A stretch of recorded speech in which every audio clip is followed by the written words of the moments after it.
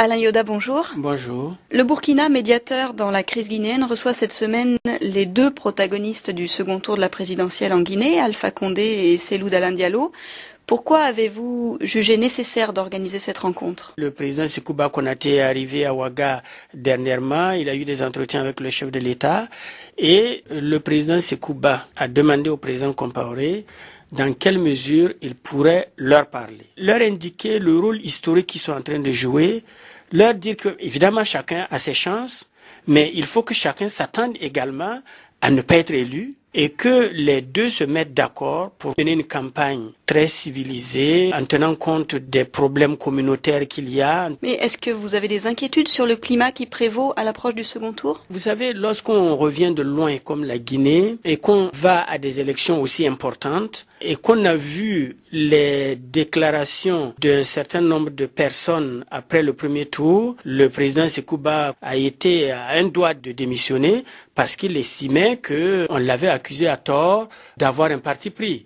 C'est des choses dont il faut tenir compte, aussi bien dans les propos que dans les actes. Il soit fait en sorte que la Guinée arrive à des élections sereines, transparentes. Le tout n'est pas de faire des élections. Il faut encore être en mesure de gérer le pays dans la paix après les élections. Le projet du Premier ministre de renforcer le rôle du ministère de l'administration du territoire pour le second tour a soulevé un tollé dans une partie de la classe politique guinéenne. Qu'en pensez-vous? Un des griefs portés contre la CENI, c'était que certains PV n'avaient pas été bien remplis, les transferts d'un certain nombre de résultats n'avaient pas été bien faits, etc., etc. Il y a 24 cas de dysfonctionnement qui ont été relevés. Ce qui nous a été dit officiellement, c'est que le Premier ministre avait estimé qu'il fallait qu'on codifie les relations entre le MATAP et la CENI, de sorte qu'il y ait une collaboration efficace pour éviter que les dysfonctionnements connus au premier tour ne causent des faits dommageables au second tour.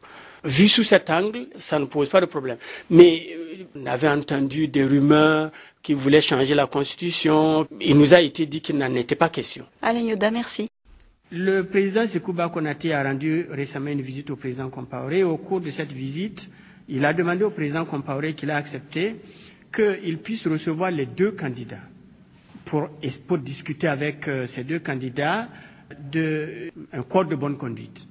Mais au-delà, je pense que le président Compaoré va aborder la question du rôle historique que ces deux leaders jouent aujourd'hui, leur responsabilité dans la préservation du processus démocratique en Guinée et surtout la nécessité de pouvoir gérer ce pays après l'élection.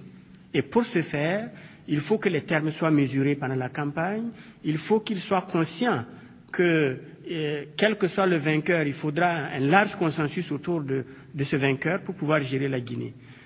Grosso modo, il me semble que ce seront les questions qui vont être abordées naturellement, la question de l'appel à la presse, pour qu'il y ait de la retenue également de ce côté, ainsi que les partisans des deux candidats, afin qu'on puisse les amener à respecter ce code de bonne conduite qui pourrait être obtenu des deux candidats.